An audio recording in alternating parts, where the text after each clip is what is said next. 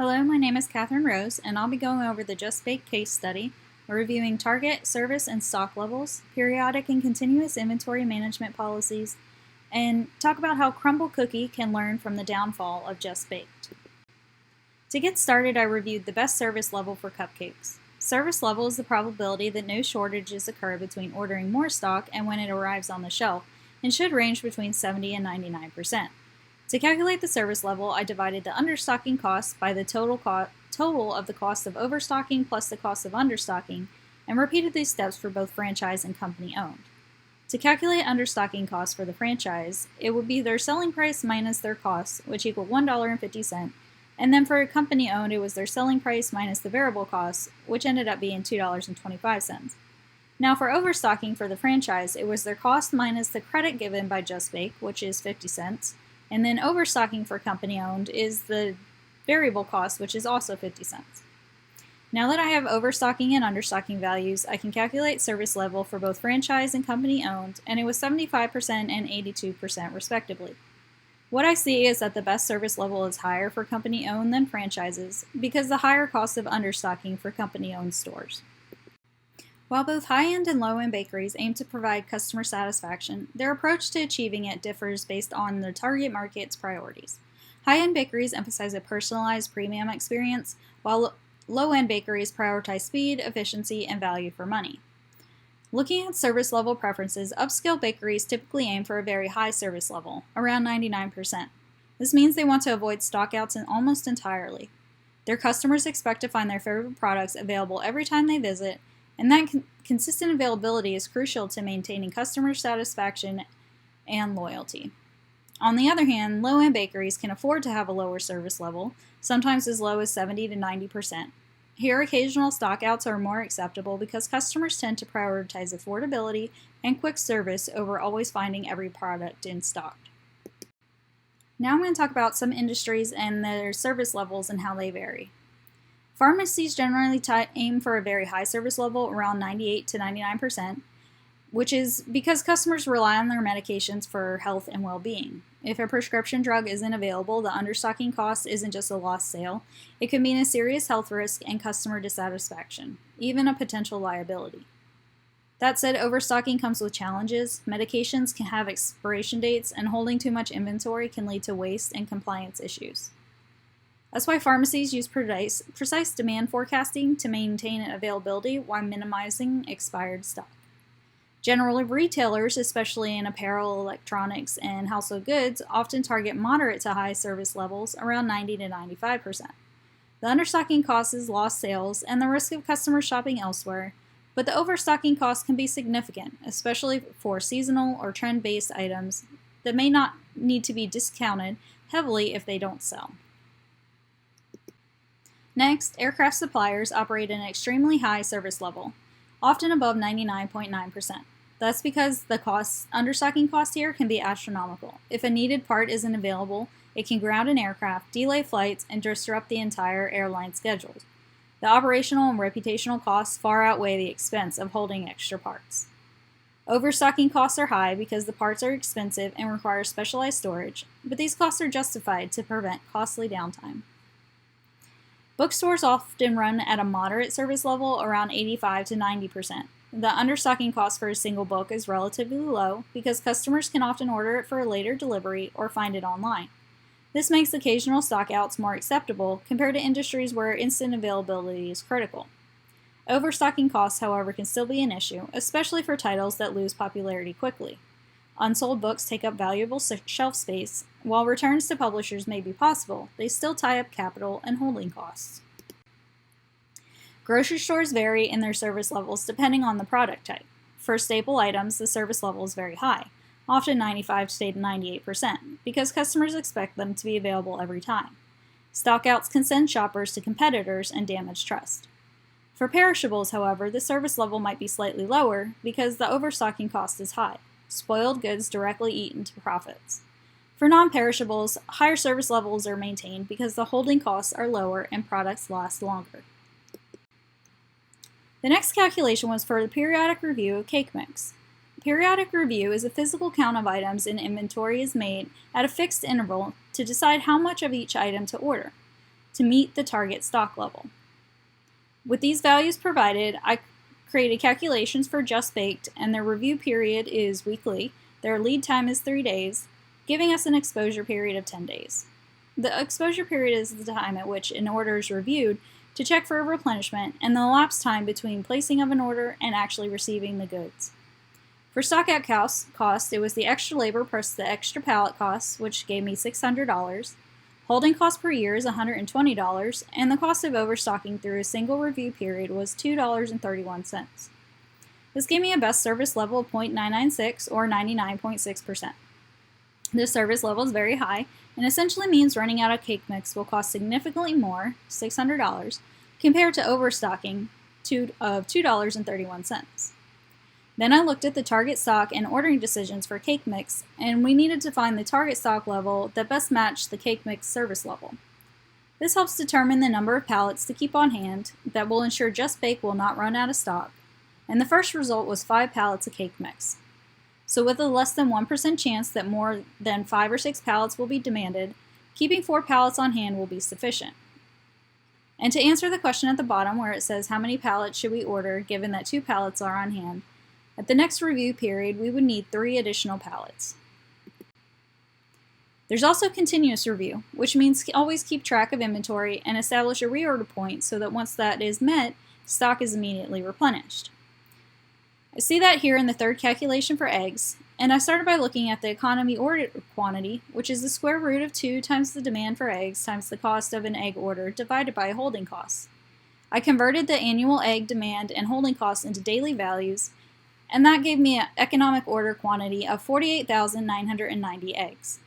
For safety stock, I used the Z-score that correlates to the cake mix service level of 99.6%, which is 2.65.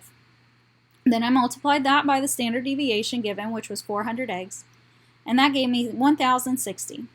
This sets the reorder point at 2,660 eggs, and when I expressed that in days, I got 7 days, which means every 7 days, Just Bake needs to reorder more eggs. On an average, Just Bake had 25,555 eggs on hand since it was continuously being restocked, which equates to about 15.97 days of supply. From an inventory management perspective, this seems to be adequate given that it's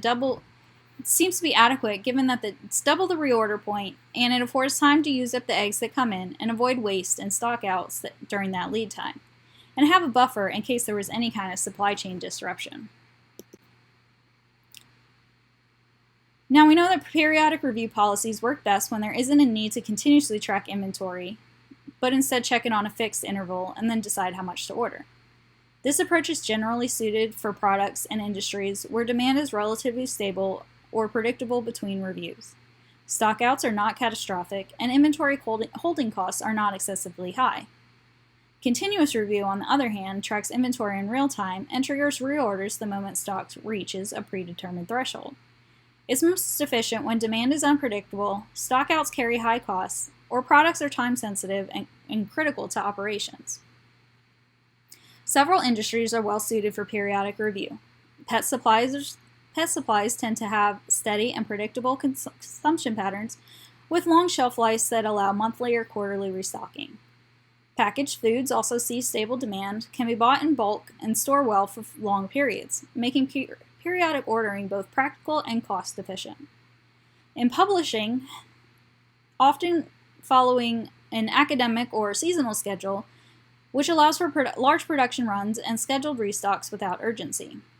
Similarly, home improvement products are low-cost, non-perishable items with consistent year-round demand, meaning they can be restocked in batches without risk of shortages. Apparel also fits this model, as these items sell steadily and align well with seasonal shipments. In contrast, often other industries demand the precision and responsiveness of continuous review. In airline and transportation, components are critical to safety and operations. A stockout could ground flights and lead to enormous financial and reputational damage. Automotive parts must also be available at all times since the customers expect quick repair services and demand can spike unpredictably. In healthcare, medical supplies are life-critical, with demand fluctuating based on emergencies and seasonal illnesses, requiring constant monitoring. Defense and security sectors also rely on continuous review, where stockouts could compromise readiness and safety. Finally, fresh foods and perishables have extremely short shelf life, making just-in-time replenishment essential to avoid spillage and waste. Now on to the decline of Just Baked.